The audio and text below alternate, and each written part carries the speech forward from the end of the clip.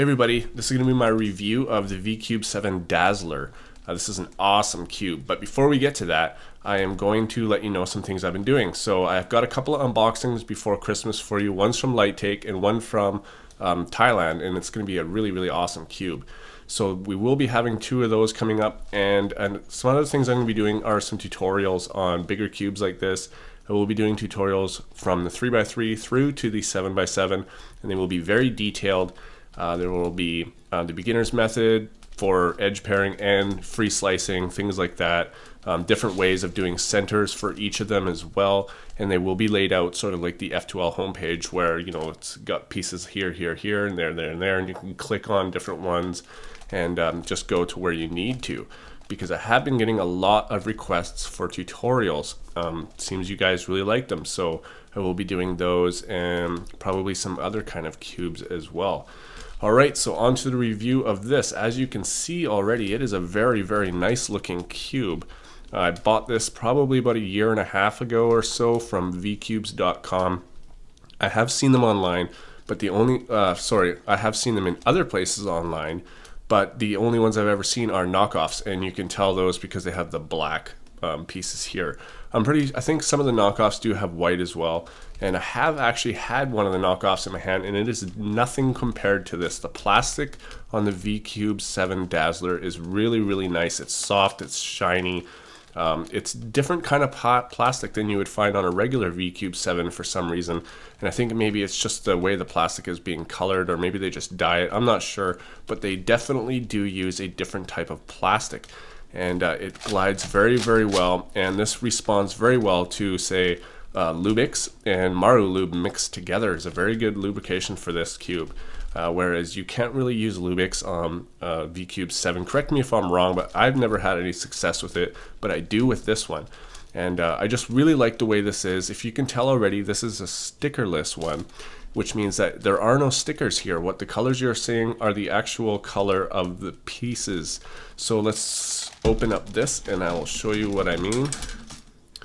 See, here is a little piece, and this is the actual color of the piece. Just like this one, you can break it apart and you can see that it's actually molded like that. And the cool thing about this is that this cube is always going to look brand new. It's never going to look, like the stickers are getting worn off. It's always a brand new cube, and that is one thing that I really liked about it.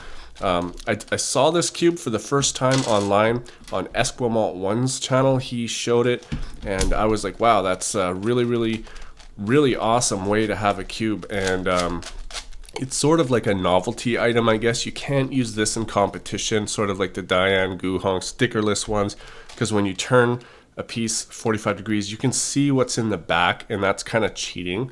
Like as you can see, we can see green here, and if you cut over here and you're at a certain angle, you can see the green back there, and it's just not fair for you to be able to see what's in the back while other people don't. So this is more of for fun cube, and I really like it. Like I said, it responds very well to Lubix and Maru Lube mixed together. Lubix not so much by itself, Maru it's okay by itself, but mixing them together is very good.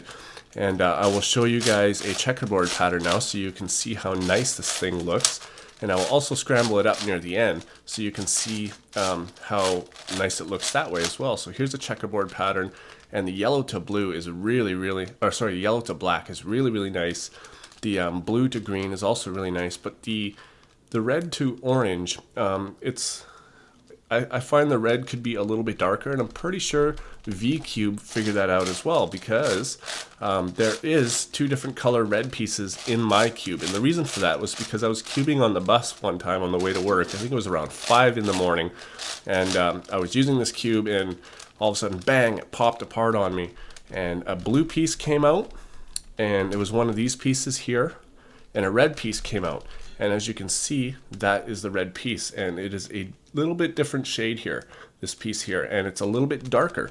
And the reason for that is because V-Cubes have, they changed the color of their red for this kind of cube between the time that I bought it and I got the replacement part, but they didn't do the blue. So I don't know which blue it was that popped out, but I couldn't find them on the bus, and I was really close to my stop, and I couldn't be late for work. so I just left it. I didn't know if I'd picked them all up because there was probably 10 pieces. It was more of an explosion than a pop. But when I bought my V-Cube 2s, they did give me these 2 pieces free of charge. They were very, very helpful about it, and so there was no problems with that. But I did have, pieces missing from this cube for quite a while, so I wasn't able to use my Dazzler for, I don't know, 5-6 months maybe, and it was just sitting there. And so as you can see, the cube is really shiny. It looks great. I wish that I didn't pop that piece, because I'm kind of like a perfectionist and I want all my pieces to look the same, and that one just kind of sticks out now like a sore thumb, but that's okay. As you can see, the corners are white and so are the centers, and this is not like a Diane cube where the corner piece consists of 3 pieces put together. This is molded in 1 piece, and they couldn't mold splitting the colors like that, so that's why it's white. I would have preferred if they found a way to do that so the colors could be on the corners, but they didn't do that, and I'm pretty sure that they could have colored the centerpieces. However, I think that it looks better with these 5 on each side being white instead of these 4 and this being the same color. Given that the pieces are like that, it makes it easier, but it makes it a little bit harder as well. And the easier part is that you don't have to put in corners, so your F2L is fine. When you're permutating the top, all you have to do is the edge permutation. You don't have to do corner permutation, and when you're doing F2L, you don't have to put, of course, the first layer. It's just 2L, I guess. And the hard part about it is that you don't know which color goes where because of the color scheme. And so you really have to know your color scheme. And for me, you probably heard it before that I always put black or white, if that's the bottom color, on the bottom, and if blue is in front of me, then I know red is on the right. And but if you don't have, like say on a 4x4, you don't have this middle piece to tell you what color the side is, you still can have the corner if you don't know. So you can put your corner in place and be like, oh, okay, well the corner is black here and blue, so red is on the right, and then you would know. But here you have that added difficulty where you don't have anything to tell you. So you have to know your color scheme.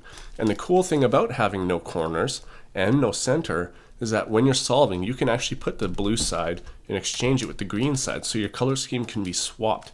You can only do that with 1 though. You can't swap all of them. Well, I guess if you swapped all of them, it would be right back where you started, but you can't swap 2, right?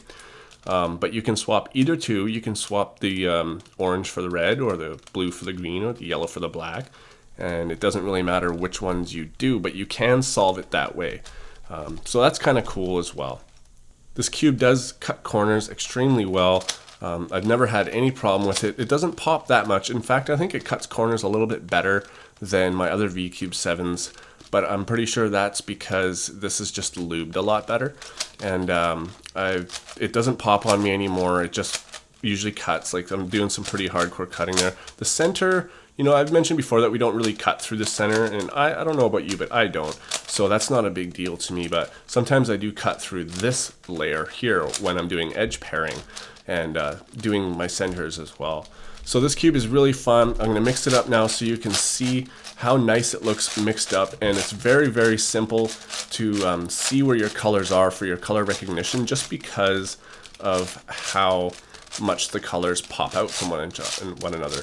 And sometimes you can have a little bit of trouble with the orange and red recognition because the red is so light and the orange is, well, it's a regular orange, I would say, but I'm pretty sure that's why V-Cube changed their color of the red. So as you can see, it's scrambled up now and it looks great. Like I don't even want to put it back together because it just looks so nice like this. You don't have that little border of black or white in between the colors like you do on a sticker cube. This thing really pops out. A lot of people don't really like this cube until they see it like this, but anybody who's handled this cube will know that it is extremely nice. It is very smooth. It's sort of like the Ferrari of cubes, that you could say. Your V-Cube 7 is your regular one, and this is, just something to show off, get the girls with. And it's super, super nice. I don't have anything bad to say about it. V-Cubes are awesome for making a cube like this. Again, I would really like to have colored corners, but a lot of people said we'll put stickers on it, and I don't really want to do that. I'm just going to keep it the way it is and keep this in my collection and solve it once in a while. Alright guys, so that's my review on this. Please look forward to tutorials that are coming up for bigger cubes like this, and I will see you on my next video.